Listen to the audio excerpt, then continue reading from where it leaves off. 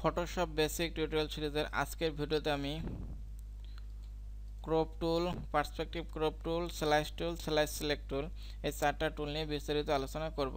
তো আমার নাম দেবমোদর, আপনারা দেখছেন ডিএম টেকনিক। চলুন শুরু করা যাক।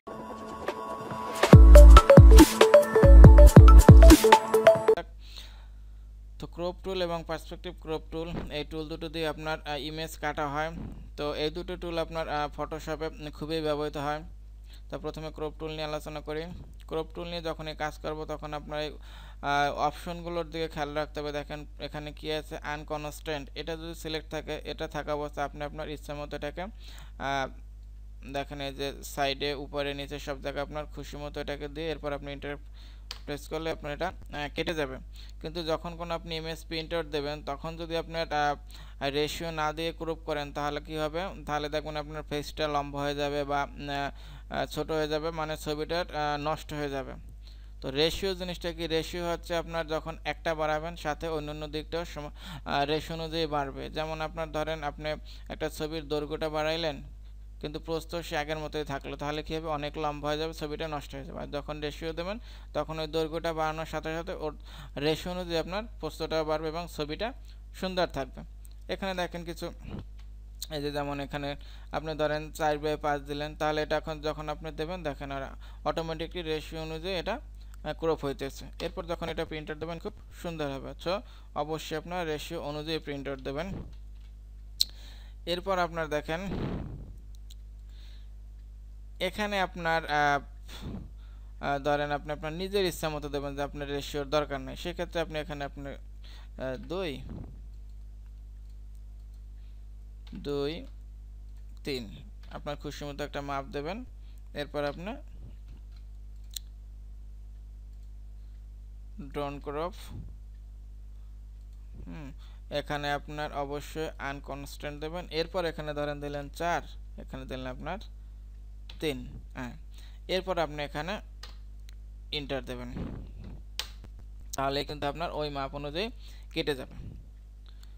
তো এখানে কিছু জিনিস আছে যে জিনিস আপনার কোনো দরকার নাই, তারপর একটু দেখাই। যেমন দেখেন এখানে আপনি যখন এটা আপনি সিলেক্ট করবেন তখন এখানে যে আপনার ঘর ঘর আসতেছে না, এটা আপনি যদি এরকম দেন তাহলে এরকম আসবে, এরকম দেন এরকম আসবে। তো এটা আমাদের কোনো দরকার নেই।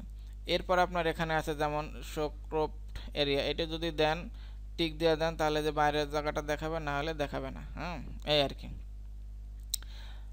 তো ড্রোন ক্রপ, এখানে একটা জিনিস খেয়াল করেন, আমাদের যখনই এটা আমরা সিলেক্ট করি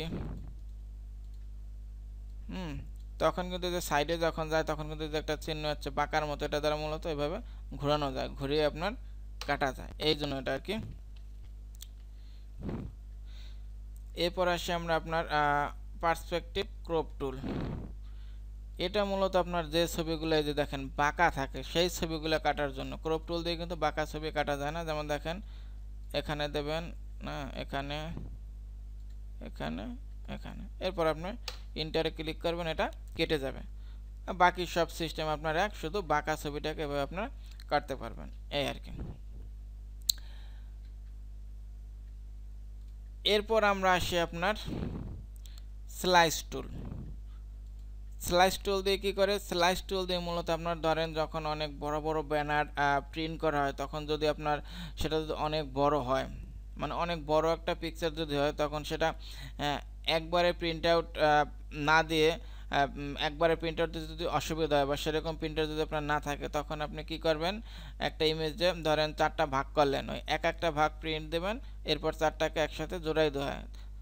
সহজ কথা হলো স্লাইস টুল দিয়ে আপনার একটা ইমেজকে ভাগ করা হয়। যেমন আমি দেখেন এই ইমেজটাকে ভাগ করি, এই ধরেন আপনার এক খণ্ড দিলাম, আপনার দ্বিতীয়টা, তৃতীয়টা, চতুর্থটা, এটাকে আমরা 4টা ভাগে ভাগ করলাম। এরপর আমরা এখানে গিয়ে সেভ ফর ওয়েব দেব,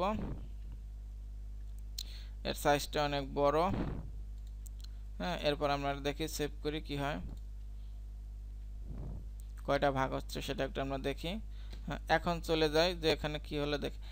এই দেখেন আমাদের এখানে 4টা ভাগ হয়ে গেছে, দেখছেন 2 3 4। এভাবে এটা দিয়ে আপনার ভাগ করে পরে এক একটা পেজ প্রিন্ট দিয়ে পরে সবকটা পেজ জোড়া দিয়ে বড় একটা ব্যানার করা হয়। এটা হলো আপনার স্লাইস টুলের কাজ, স্লাইস টুল দিয়ে কাটা হয়। এরপর আর একটা টুল আছে দেখেন, স্লাইস সিলেক্ট টুল। এটা দিয়ে মূলত যদি আপনার স্লাইস করবেন, এখানে আপনার দিয়ে আপনার স্লাইস সিলেকশন করা যায়। ধরেন এখানে আপনি ক্লিক করলাম, এটা দেখেন সিলেক্ট হয়ে গেল। এরপর আপনি এটা দিয়ে যে কমাতে পারেন, বাড়াতে পারেন। এটা মূলত স্লাইস করার ক্ষেত্রে স্লাইসটা যে সিলেক্ট করবে সেইটা কাজ করে আপনার স্লাইস সিলেক্ট টুল। তা এই ছিল আমার ভিডিওটা যদি আপনাদের বুঝতে কোনো সমস্যা হয় আপনারা কমেন্ট করবেন, আমি অবশ্যই রিপ্লাই দেব। ভালো থাকবেন সবাই, নিজের খেয়াল রাখবেন। Thank you, bye, take care.